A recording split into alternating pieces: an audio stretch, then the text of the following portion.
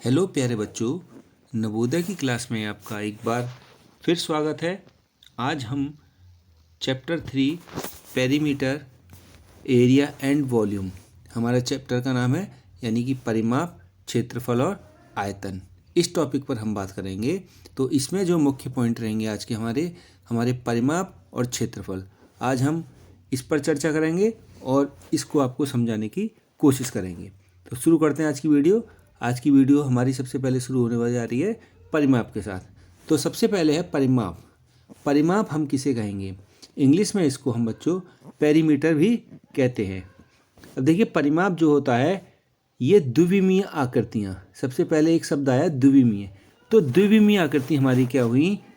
जिनकी हमें आमने सामने की भुजाएं दिखाई दें, या हम कहें जिसमें हमारी दो भुजाएं हैं, एक लंबाई और एक चौड़ाई, इसको हम द्विविमीय आकृति कहेंगे। जैसे आपको जो टीवी दिखता है, तो टीवी का जो आपको सरफेस दिखता है, ये हमारा क्या होता है?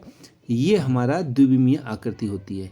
एक जिसमें लंबाई होती है, एक चौड़ाई होती है। इसको हम क्या बोलेंगे? द्विविमीय आकृति। या आप अपने हाथ में मोबाइल से कोई भी चीज़ देखते हैं, वह हमारी क्या होती है? वह हमारी द्विविमीय आकृति होती है। ठीक है, तो आई थिंक आपकी समझ में आ गया होगा द्विविमीय आकृति। अब आगे कहता है द्विविमीय आकृति जिनका रेखाखंड से घिरी हुई होती हैं। अब रेखाखंड क्या हुआ? आपने देखा होगा, कोई हमारी एक पॉइंट ये है, एक पॉइंट ये है, तो ए पॉइंट से बी पॉइंट तक जो हमारी ये रेखा खींची है, लाइन खींची है, इसको हम रेखाखंड कहते हैं। ठीक है, इस द्विविमीय आकृति को एक रेखाखंड से घिरी हुई होती है उन सभी की लंबाइयों का योग। अब जैसे एक लाइन ये है, एक लाइन ये है, एक लाइन ये है और एक लाइन ये है, तो टोटल हमारी 4 लाइन हो गई। तो ये जो चारों तरफ से हमारी घिरी हुई आकृति है, इसको हम बच्चों परिमाप कहेंगे। इसी को हम परिमाप कहते हैं। ठीक है, ज्यामितीय आकृति के अनुसार जो हमारी चारों ओर से घिरी हुई आकृति होती है, इसी को हम, इसकी लंबाई को हम परिमाप कहते हैं। या किसी आकृति की सभी भुजाओं की माप को हम परिमाप कह सकते हैं। जैसे एक लंबाई ये है, दूसरी लंबाई हमारी ये हो गई, तीसरी लंबाई ये हो गई, चौथी लंबाई ये हो गई। ठीक है, हमने ये सब लंबाई मान लिया। वैसे है क्या आकृति के अनुसार? ये लंबाई है हमारी, और ये वाली जो है चौड़ाई है। ठीक है, तो अगर हम इस लंबाई को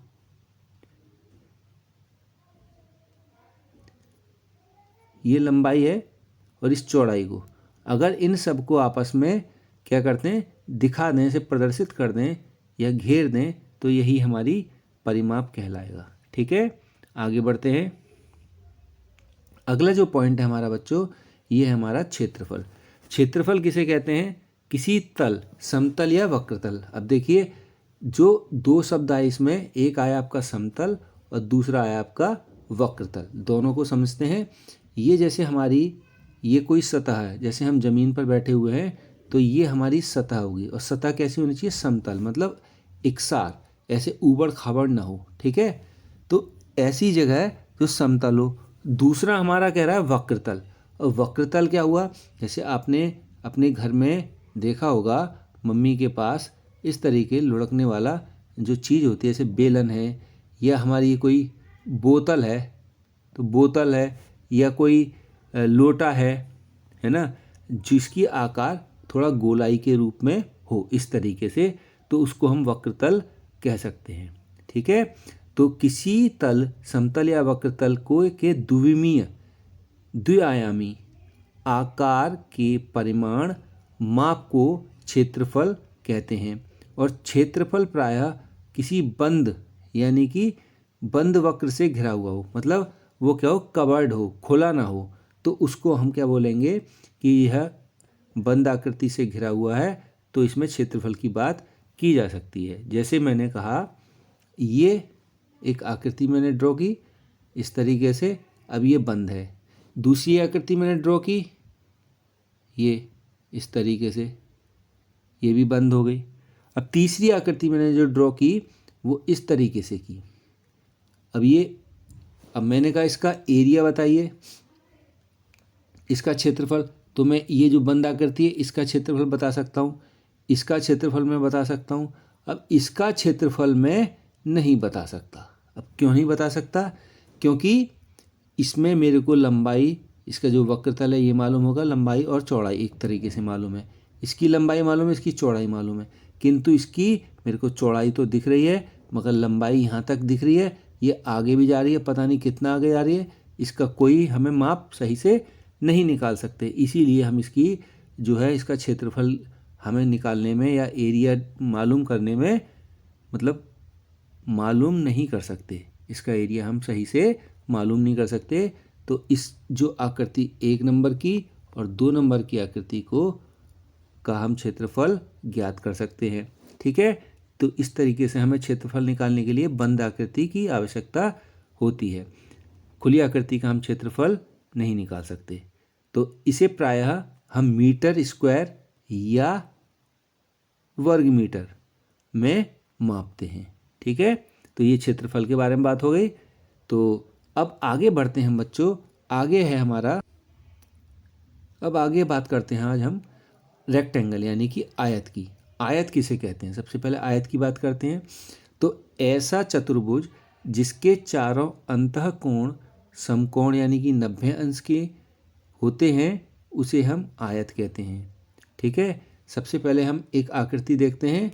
तो आकृति हमारी इस प्रकार है, ये आकृति हम बना रहे हैं इस तरीके से, ये आयत है, इसके चारों अंतःकोण। अब अंतःकोण क्या हुए?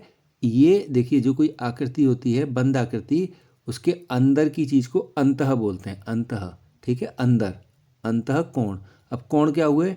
देखिए, जहाँ पर दो भुजाएं आपस में आकर के मिलती हैं उस कोने को हम क्या बोलते हैं? कोण, एंगल। तो जहाँ वहाँ पर एंगल बनेगा, तो वो एंगल क्या हो? 90 अंश का। अब देखिए बच्चों, अभी मैंने आपको एंगल नहीं बताया है, तो आप ऐसे देखिए 90 डिग्री कैसे बनता है? एल। आप एल तो बनाना सब जानते ही है ना। अब इसको एल को हम 3-4 एंगल से दिखा सकते हैं। एक एल ऐसे हो गया, एक उल्टा एल बना दिया, एक हमने इस तरीके से एल बना दिया लेटा हुआ, एक ऐसे पड़ा हुआ एल बना दिया 7 की तरह। तो ये एल है। तो यहाँ पर भी एक एल जैसी शेप बन गई, यहाँ पर भी बन गई, यहाँ पर भी बन गई और यहाँ पर भी। तो ये कह रहा है अंतःकोणों का योग। अब इसी एल को हम जो है 90 डिग्री यानी कि समकोण भी कहते हैं। तो ये 90 डिग्री का जो हो जाता है, इस 90 डिग्री को हम क्या करते हैं? चारों जगह पर 90 डिग्री इसका आयत बनने के लिए चारों जगह पर 90 अंश होना चाहिए, यानी कि चारों जगह इस तरीके के जो मैंने एंगल बनाए हैं 1 2 3 4 ये होने चाहिए। ऐसा चतुर्भुज हमारे पास होना चाहिए। और इसमें आमने सामने की भुजाएं क्या होनी चाहिए? जिसकी आमने सामने की भुजाएं क्या होनी चाहिए? आपस में बराबर। जैसे मान लिया ए 4 मीटर है, तो बी भी हमारा इसके सामने जो भुजा है बी, ये भी 4 मीटर होनी चाहिए। ये भुजा जो सी है ये जैसे 3 मीटर है, तो ये भी हमारी कितनी होनी चाहिए? 3 मीटर। इस तरीके से आमने सामने की भुजाएं क्या होनी चाहिए? बराबर होनी चाहिए। तो एक पॉइंट तो ये निकल करके आया। और दूसरा पॉइंट क्या आया इसमें? दूसरा पॉइंट बच्चों ये निकल के आया कि एक आयत है हमारा और इसके जो विकर्ण हैं, विकर्ण क्या होते हैं बच्चों? ये जो तिरछी लाइन होती है, जैसे मैंने कहा ए बी और सी और डी, तो सी और बी क्या होने चाहिए? आमने सामने ऐसे तिरछी रेखा, इसी को हम विकर्ण कहते हैं। और ये क्या एक दूसरे को क्या करते हैं? ये समद्विभाजित करते हैं, आपस में क्या करते हैं? एक दूसरे को बराबर दो समद्विभाजित यानी कि समान दूरी, समान उस पर क्या करते हैं? एक दूसरे को काटते हैं, तो समद्विभाजित करते हैं। ठीक है, ये आपका क्या हो जाता है? विकर्ण हो जाता है। इसी को हम क्या बोलते हैं? विकर्ण बोलते हैं इसको, विकर्ण। ठीक है, अब आगे बढ़ते हैं। इसके अब आयत के कुछ फॉर्मूले हैं वो देख लेते हैं। तो सबसे पहला फॉर्मूला है हमारा आयत का क्षेत्रफल। अब आयत का क्षेत्रफल क्या होता है बच्चों? जैसे ये लंबाई है, ये लंबाई है हमारी, ये लंबाई है, ये लंबाई है, तो ये क्या होगी हमारी? इसकी चौड़ाई। तो इसका क्षेत्रफल हो जाएगा लंबाई गुणा चौड़ाई। तो आयत का क्षेत्रफल निकल करके आया हमारा लंबाई गुणा चौड़ाई। इसी प्रकार लंबाई, इसका आयत का परिमाप क्या होगा? आयत का परिमाप होगा बच्चों, देखिए आयत का परिमाप जो होगा सभी भुजाओं का योग, या हम कह सकते हैं चारों भुजाओं का योग। तो भुजाएं देखिए हमारी, एक भुजा ये हो गई, दूसरी भुजा ये हो गई, तीसरी ये हो गई और चौथी ये होगी। तो चारों भुजाओं का अगर हम योग करेंगे तो यह क्या हो जाएगा? हमारा आयत का परिमाप निकल जाएगा। अब देखिए जब इसकी आमने सामने की भुजाएं क्या होती हैं? आपस में बराबर होती हैं, ये आमने सामने की भुजाएं बराबर हैं, तो हमारा एक फॉर्मूला बनेगा 2। तो सबसे पहले हम क्या करेंगे इसमें, देखिए इसमें लंबाई कितनी है हमारी? लंबाई है इसमें 2, एक लंबाई ये है, एक लंबाई हमारी दूसरी ये है। ऐसी चौड़ाई कितनी है? एक चौड़ाई ये है, दूसरी ये है। तो लंबाई धन चौड़ाई, एक चीज़ तो ये निकल कर आ गई, ठीक है, लंबाई और चौड़ाई आ गई। अब इसकी लंबाई कितनी आई? इसकी एक लंबाई ये आई और दूसरी लंबाई ये आई, तो 2 लंबाई हो गई, एक चौड़ाई ये ही, दूसरी ये हुई, तो चौड़ाई कितनी होगी? 2। तो इसका सूत्र हो जाएगा 2 लंबाई धन चौड़ाई। तो ये आयत का हमारा क्या हो जाएगा बच्चों? परिमाप का सूत्र हो जाएगा, ठीक है। अब आगे बढ़ते हैं हम। अगला है हमारा आयत का विकर्ण। अब देखिए विकर्ण कैसे निकालते हैं? तो विकर्ण जो हमारे इस तरीके से जो हमारा ये चित्र है, तो इसमें ये जो तिर्यक रेखाएं हैं, तिरछी रेखाएं हैं, इनको हम विकर्ण कह रहे हैं। तो इसमें हम करते हैं लंबाई का वर्ग धन चौड़ाई का वर्ग, अंडर रूट। ये अंडर रूट होता है, मैं इससे पहले बता भी चुका हूँ, अंडर रूट लंबाई का वर्ग प्लस चौड़ाई का वर्ग, ये इसका सूत्र होता है आयत के विकर्ण का। अगर बच्चों हमें चारों दीवारों का क्षेत्रफल अगर ज्ञात करना है तो उसमें देखो जब चारों दीवारों का क्षेत्रफल ज्ञात करना है तो हमें क्या करना है? उसमें हमें आयत के क्षेत्रफल के साथ उसके परिमाप के साथ साथ उसकी ऊंचाई को भी इसको मल्टीप्लाई करना होगा, क्योंकि हमें लंबाई और चौड़ाई दीवार की तो दी गई होगी, मगर ऊंचाई उसमें और हमें ऐड करनी होगी। तो उसको क्या करेंगे हम? इनटू कर देंगे।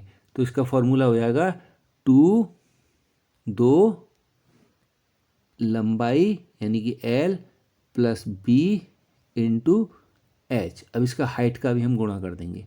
ये हमारा जैसे हम किसी का परिमाप निकालते हैं तो 2 लंबाई धन चौड़ाई होता है, उसमें मल्टीप्लाई अगर हम हाइट का भी कर देंगे तो ये हमारा क्या आ जाएगा? चारों दीवारों का क्षेत्रफल निकल के आ जाएगा। अब इस पर 1-2 हम सवाल हल करते हैं, आपका और कंसेप्ट क्लियर होगा। फिर सवाल है हमारा, एक आयताकार प्लाट की भुजाओं में 5:4 का अनुपात है और इसका क्षेत्रफल 500 वर्ग मीटर है, तो प्लाट का परिमाप ज्ञात कीजिए। तो देखिए बच्चों, जब ऐसे सवाल आते हैं तो अगर ये अनुपात में है 5:4, तो हम क्या करेंगे? इसकी जो लंबाई होगी 5 होगी और जो चौड़ाई होगी वो 4 होगी, ठीक है।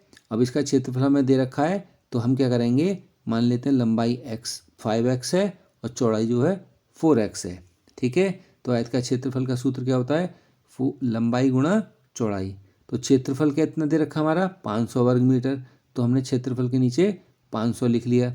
लंबाई गुणा चौड़ाई कितना है हमारा? लंबाई हमारी 5x और चौड़ाई कितनी हमारी? 4x, तो हमने इसके नीचे इसकी वैल्यू पुट कर दी। अब क्या करेंगे? 5 का गुणा 4 में करेंगे, 5 चौके 20। अब देखो बच्चों, x का गुणा जब हम x में करेंगे तो क्या आएगा? x का मैंने x में गुणा करा तो कितना हो जाएगा?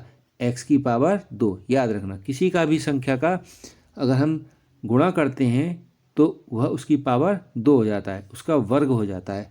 जैसे मैंने मान लिया आप मीटर गुणा मीटर करते हैं ना हम, तो क्या हो जाता है? वर्ग मीटर हो जाता है ना, तो मीटर की पावर 2 यानी कि वर्ग मीटर, ठीक है। इसी प्रकार इसको भी हम ऐसे ही हल करते हैं। आगे देखते हैं, अगला है आगे है फिर हमारा, तो इसको जब हम सॉल्व करेंगे तो 20x² हो गया। अब 500, अब देखिए ध्यान से देखेंगे, इसको हम ध्यान से देखेंगे तो आप देख पा रहे होगे। देखिए बच्चों, ये 20x² हो गया, यहाँ तक हमने समझा दिया आपको। अब ये 500 है, अब ये 20x है, अब 20x² है। अब देखिए यहाँ पर गुणा का निशान है, जब ये संख्या 20 जो है, संख्या को हम संख्या के पास ले जाएंगे तो हमारी संख्या क्या है? 500 यहाँ पर। अब 500, अब यहाँ पर 20 है।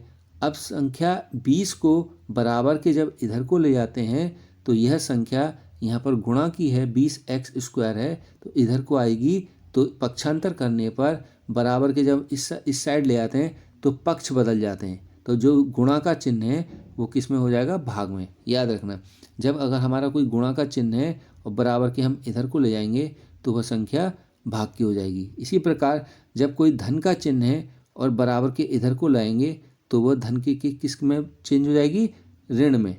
ठीक है, ऐसी जब ऋण का इधर को लाएंगे तो जब ऋण का अगर मैं संख्या को किसी संख्या को बराबर के इधर को लाऊंगा तो वह प्लस में हो जाएगी, और जब भाग का इधर को लाऊंगा तो ये गुणा में हो जाएगी।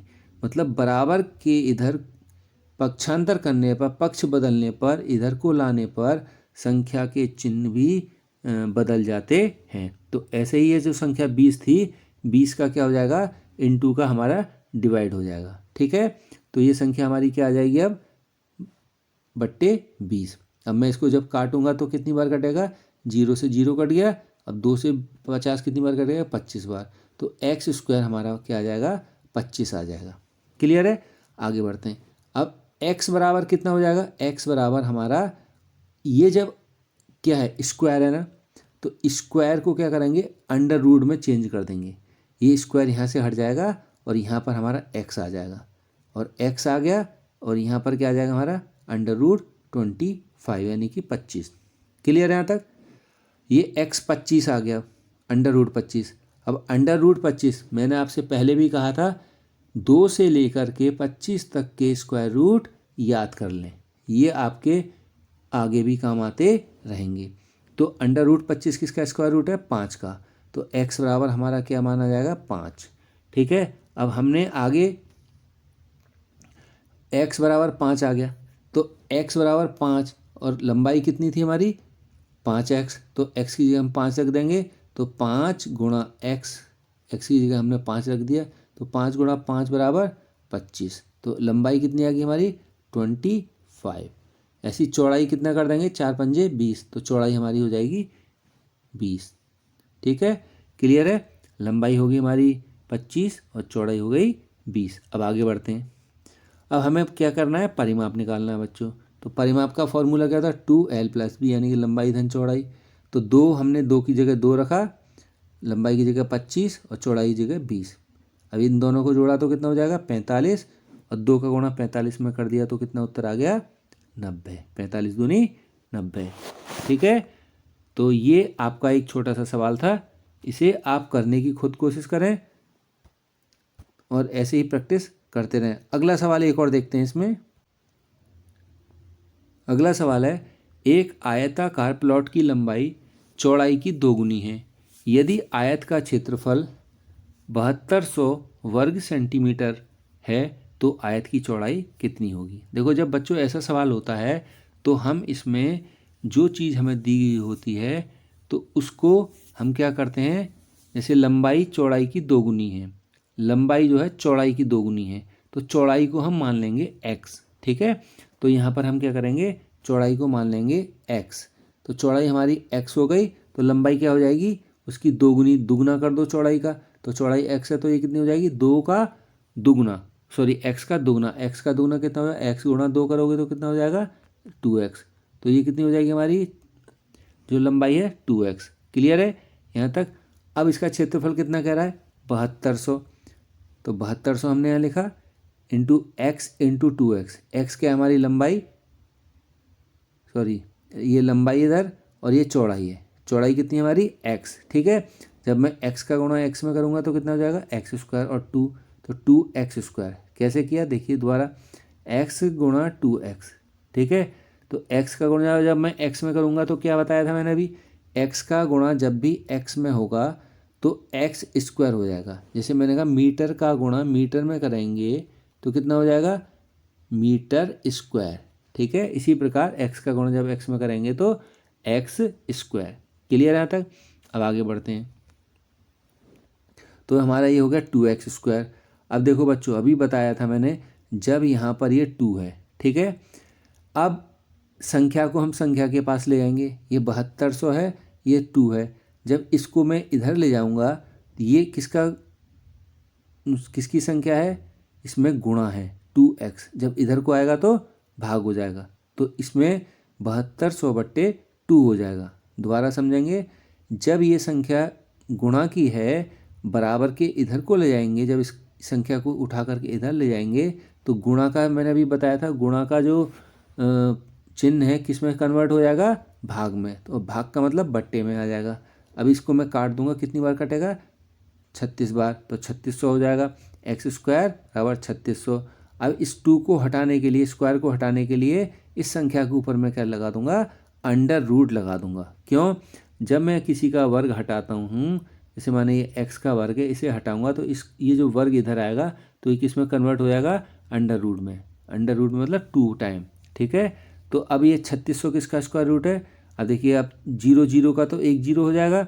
अब ये जो 36 है, 36 इसका स्क्वायर रूट है 6 का, 6 छक्के 36, तो यहाँ आ जाएगा 6 यानी कि 60, x बराबर 60। उत्तर कितना आ जाएगा, अब क्या पूछा हमसे, आयत, तो आयत की चौड़ाई ज्ञात कीजिए, तो आयत की चौड़ाई कितनी हो जाएगी, x बराबर 60 था, तो x बराबर 60 यानी कि चौड़ाई 60 मीटर, सॉरी 60 सेंटीमीटर हो जाएगी। इसका उत्तर कितना आ जाएगा, 60 सेंटीमीटर। आई होप आपकी समझ में ये सवाल आ गया होगा। अगला सवाल है, एक आयत की लंबाई 15 सेंटीमीटर तथा इसके विकर्ण की लंबाई 17 सेंटीमीटर है, तो आयत का क्षेत्रफल कितना होगा। देखिए बच्चों, इसका सूत्र जो होता है, सबसे पहले विकर्ण का स्क्वायर बराबर लंबाई का स्क्वायर धन चौड़ाई का स्क्वायर, ठीक है। इस तरीके से इसका फॉर्मूला आपको याद होना चाहिए। अब ये कह रहा है, सीधे सीधे इसमें कुछ नहीं करना, हमें वर्गमूल याद होंगे तो जल्दी सवाल हो जाएगा। अब ये प्रश्न कह रहा है कि विकर्ण का स्क्वायर, विकर्ण कितना है हमारा 17, तो हमने इसके नीचे 17 लिख दिया 17, और लंबाई कितनी कह रहा है 15, तो लंबाई के नीचे हमने 15 लिख दिया। अब चौड़ाई का स्क्वायर निकालना है, तो चौड़ाई का स्क्वायर का हमने ऐसे ही छोड़ दिया इसको, क्योंकि हमें ये ज्ञात करना है ना। अब 17 का स्क्वायर रूट, अब जिस बच्चे को स्क्वायर रूट नहीं याद होंगे तो यहाँ परेशानी होगी। 17 का स्क्वायर रूट होता है 289, हमने लिख दिया। 15 का 225, ये लिख दिया, ठीक है। अब क्या करेंगे, संख्या को संख्या के पास ले जाएंगे। अभी मैं थोड़ी देर पहले बताया था ना, अब देखिए इसके आगे कोई चिन्ह नहीं है, इसका मतलब धन का चिन्ह है। इसको अब मैं बराबर के इधर को ले आऊँगा, तो किसका चिन्ह हो जाएगा बच्चों, माइनस का। ये प्लस का है तो इधर को किस में आएगा, माइनस का। अब जब हम इसमें से इस संख्या को घटाएंगे तो उत्तर क्या आ जाएगा हमारा 64, ठीक है, 64 आ गया। अब देखिए ये स्क्वायर है, इसका मैंने अभी बताया था ना स्क्वायर है, तो जब इसको स्क्वायर को हटाएंगे चौड़ाई के ऊपर से तो ये क्या किस में आ जाएगा, अंडर रूट में। अब ये अंडर रूट में आ गया तो ये क्या हो जाएगा, अंडर रूट 64। अब अंडर रूट 64 किसका मान होता है, 8 का, तो चौड़ाई बराबर हमारी कितनी आ गई, 8। समझ में आ गया यहाँ तक। अभी जब हमारी ये चौड़ाई कितनी आ गई, 8 आ गई। अब आगे देखते हैं, चौड़ाई 8 आ गई। अब लंबाई हमारी कितनी दे रखी थी, यहाँ पर लंबाई हमारी दे रखी थी 15, ये दे रखी ना 15। तो अब फॉर्मूला क्या होता है हमारा, क्षेत्रफल का लंबाई गुणा चौड़ाई। तो लंबाई कितनी थी हमारी 15 और चौड़ाई 8, तो हमने गुणा करा, 15 × 8 = 120 वर्ग सेंटीमीटर। 120 वर्ग सेंटीमीटर इसका आंसर हो गया। तो आई होप आपकी समझ में आया होगा। मिलते हैं अगली वीडियो में, तब तक के लिए थैंक यू, बाय बाय।